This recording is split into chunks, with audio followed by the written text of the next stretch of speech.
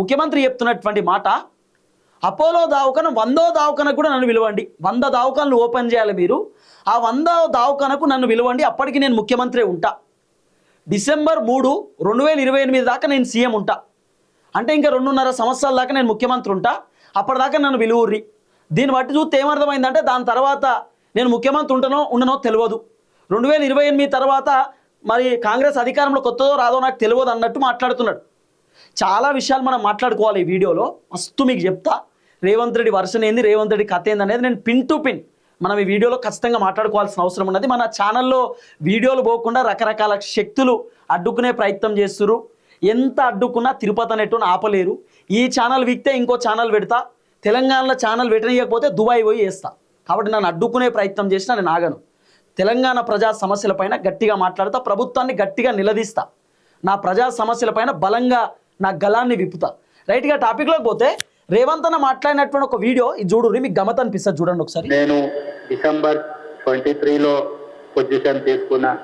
December 28 వరకు first term of chief మినిస్టర్గా ఉంటా. సో ఆ ఫస్ట్ టర్మ్లోనే మీరు 100th హాస్పిటల్ స్టార్ట్ చేసి ఆ ఇనాగరేషన్కు నన్ను గెలవాలని. So I'm fixing you target 2028 December 3rd లోపల you have to reach your 100th hospital of Apollo in the country. Maybe in Telangana, maybe in Andhra Pradesh, maybe in Bangalore, maybe in Delhi. I don't mind anywhere. Apollo is going to serve for the nation. విన్నారు కదా, Apollo దవాఖాన 100 దవాఖానలు పెట్టాలంటున్నాడు రేవంత్ రెడ్డి.